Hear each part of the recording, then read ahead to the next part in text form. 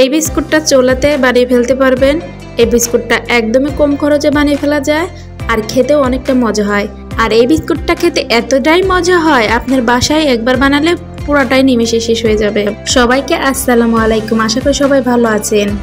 এই বিস্কিটটা বানানোর জন্য প্রথমে আমি 1 কাপ আটা নিলাম, চিনি নিয়েছি আধা কাপ, আমি চিনি এখানে ব্লেন্ডার করে পাউডার করে নিয়েছিলাম। লবণ দিচ্ছি 1 চা চামচ, সোয়াবিন তেল দিয়ে দিচ্ছি আধা কাপ। এখন নেড়ে চেড়ে মিশিয়ে নিব হ্যান্ড উইচ দিয়ে। এখন আমি হাত দিয়ে আটা ড্রো বানিয়ে নিব। আমি এই আটা ড্রো বানাতে কোনো পানি ব্যবহার করব না, আমি তেল দিয়ে ড্রোটা বানিয়ে নিব।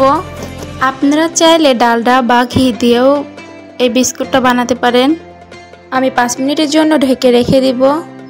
এখানে আমি বড় প্লেট নিয়েছি, প্লেটে আমি আগে থেকে তেল ব্রাশ করে নিয়েছিলাম।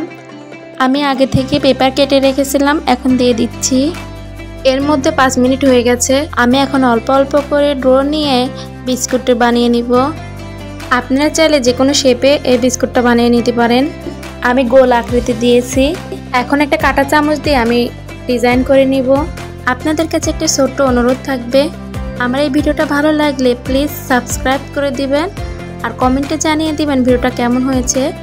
আপনারা অন্যভাবেও ডিজাইন করে নিতে পারেন। এখন আমি চলে যাব চুলাতে আগেই আমি প্যান বসিয়ে কিছুক্ষণ জাল করে নিয়েছি। এখন আমি প্লেটটা দিয়ে দিব। এখন ঢাকনা দিয়ে ঢেকে দিব।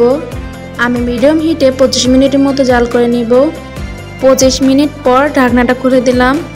এই মুহূর্তে বিস্কুটটা অনেক নরম আছে, ঠান্ডা হলে আপনাদেরকে দেখাচ্ছি। বিস্কুটটা ঠান্ডা হয়ে গেছে, আপনাদের উল্টা পাশটা দেখাচ্ছি।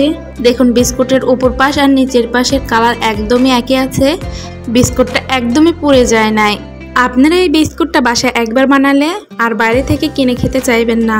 বিস্কুটটা এক নিমেষেই শেষ হয়ে যাবে। বিস্কুটটা আপনাদেরকে ভেঙে দেখাচ্ছি কতটা সুন্দর হয়েছে। আজকের মতো এখানে বিদায় নিচ্ছি, দেখা হবে পরবর্তী ভিডিওতে। আল্লাহ হাফেজ।